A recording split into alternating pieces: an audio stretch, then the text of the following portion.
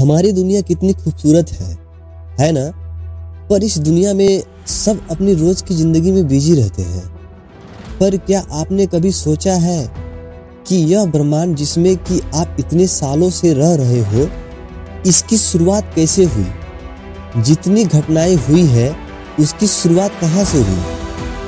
वैज्ञानिकों को यह पता चला है कि हमारा ब्रह्मांड चारों ओर से फैल रहा है। ब्रह्मांड हर एक सेकंड साइज में बढ़ता जा रहा है। तो ये जानने के लिए इस ब्रह्मांड की शुरुआत कैसे हुई, हमें सिर्फ समय को रोकना होगा और पीछे जाना होगा। चलिए थोड़ा पीछे चलते हैं, कुछ ज्यादा ही पीछे।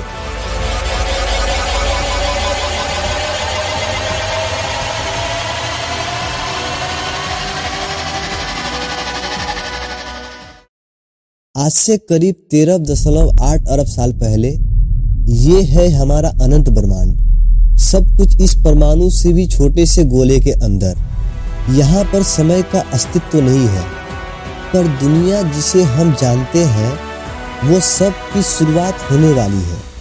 किसी रहस्यमयी कारण के चलते एक आइटम के साइज से भी छोटे ब्रह्मांड अचानक अपने अस्तित्व में आया। एक सेकेंड के करोड़वें हिस्से के अंदर ये ब्रह्मांड अपने अस्तित्व में फैल गया और इसे ही हम कहते हैं द बिग बैंग। इस समय आप जो ब्लास्ट होते हुए देख पा रहे हो, ये सब ऊर्जा है, प्योर एनर्जी। ये ऊर्जा पूरी तरह से फैल गई और इसी समय स्पेस का जन्म हुआ और साथ ही साथ समय अपने अस्तित्व में आया। ये शुद्ध ऊर्जा यानी एनर्जी करोड़ों सालों तक फैलती रही और ये ऊर्जा इतने सालों में धीरे धीरे ठंडी होने लगी और इसी ऊर्जा के चलते मैटर का फॉर्मेशन हुआ। अरबों छोटे छोटे सब एटम पार्टिकल्स के रूप में, जिसे हम एटम कहते हैं। फॉक्स, इलेक्ट्रॉन, प्रोटॉन, न्यूट्रॉन, इन सब चीज़ों का फॉर्मेशन हुआ। असल में दो प्रकार की चीज़ें बनी थी। आधी थी मैटर, मतलब वो परमाणु, और बाकी चीज़ें जिससे ये दुनिया बनी है, जिससे आप बने हो। और दूसरा ग्रुप था एंटी मैटर, जो मैटर के ऑपोजिट था। और क्योंकि एंटी मैटर मैटर का विपरीत है, इसलिए जब वो आपस में मिलते थे तब वो एक दूसरे को खत्म कर देते थे। पर फॉर्चुनेटली मैटर एंटी मैटर से थोड़ा ज़्यादा था।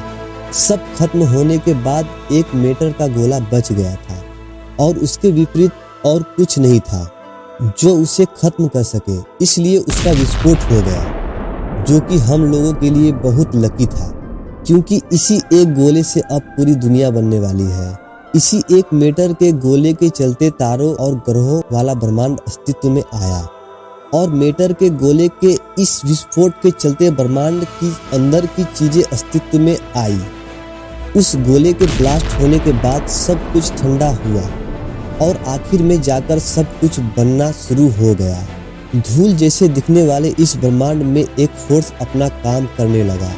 उस फोर्स के चलते हर एक एटम आपस में जुड़ने लगे, एक दूसरे की तरफ आकर्षित होने लगे। और ये फोर्स कोई और फोर्स नहीं, ये है फोर्स ऑफ ग्रेविटी यानी गुरुत्वाकर्षण बल। शुरुआत में इस ब्रह्मांड में ज्यादातर हाइड्रोजन के एटम एग्जिस्ट करते थे।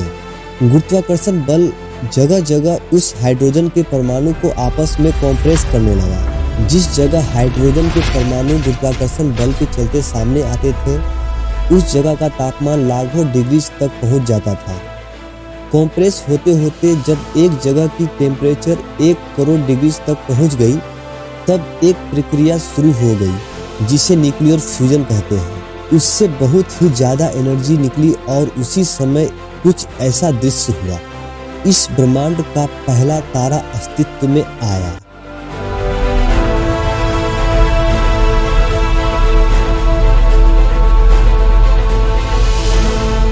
फिर इस तारे को अपना एक दोस्त मिल गया और इसी प्रक्रिया के शुरुआत में 200-300 तारे बने और लाखों सालों के अंतराल करोड़ों तारे अस्तित्व में आ गए। जी हाँ, यही वो तारे हैं जो अब आप रात को आसमान में देखते हो। वो ब्रह्मांड की शुरुआत में इसी तरह बने थे। धीरे धीरे ये तारे गुरुत्वाकर्षण बल के चलते आपस में आने लगे। वो आपस में एक ग्रुप में रहने लगे और अरबों तारों का एक समूह ब्रह्मांड में दिखने लगा। और अलग अलग शेप और साइज के ग्रुप का फॉर्मेशन हुआ। वो नज़ारा कुछ ऐसा दिखता है और इन्हें ही कहते हैं गैलेक्सी।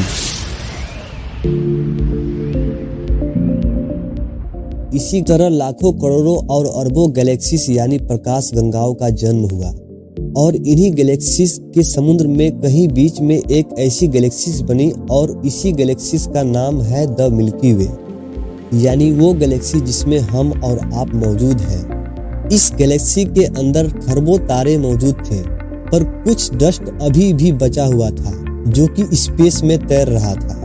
पर कुछ हजारों साल के अंतराल ये ग्रेविटी अपनी पावर दिखाने लगी। जो डस्ट मौजूद थी वो भी गुरुत्वाकर्षण बल के चलते आपस में सामने आने लगी और इसी परिस्थिति के बीच में बहुत सारे प्लैनेट यानी ग्रह बनने लगे। सारे एस्टेरॉइड एक जैसे दिखने वाले टुकड़े ग्रेविटी के चलते आपस में मिलने लगे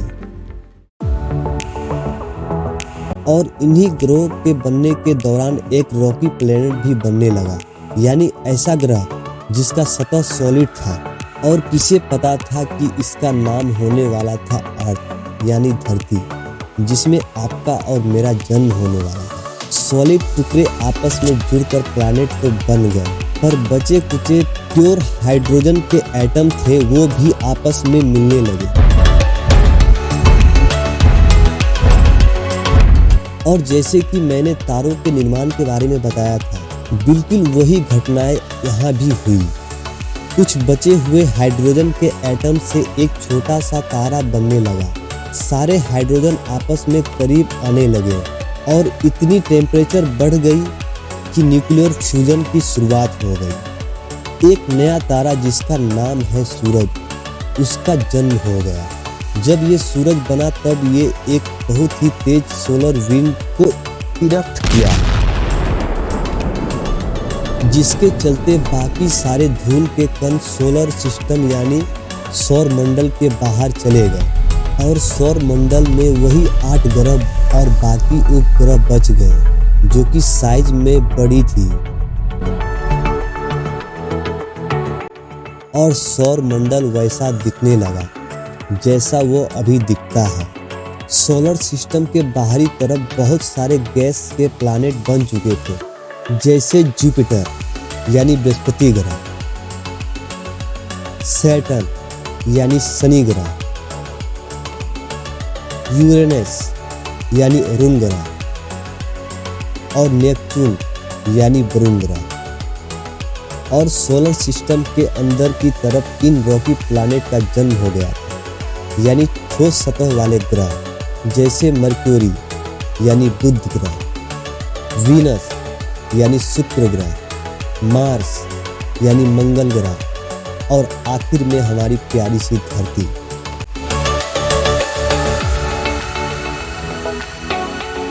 और यही वो धरती है जिसके इतने बड़े सतह पर से एक जगह पर बैठ के आप यह वीडियो को देख रहे हैं। आपके जन्म से पहले इस ब्रह्मांड में इतना कुछ घट चुका है। बिग बैंग से पहले जन्मा वो मैटर और उस मैटर से जन्मे ये तारे और इस तारे के बाद ग्रहों का उत्पत्ति। इसी के चलते आपका जन्म। यही थी आपके और आपके पहले की कहानी।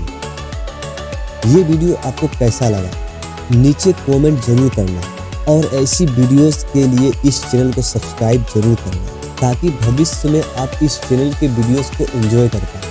मैं विजय कुमार, मिलते हैं किसी और इंटरेस्टिंग वीडियो में। तब तक के लिए नमस्कार।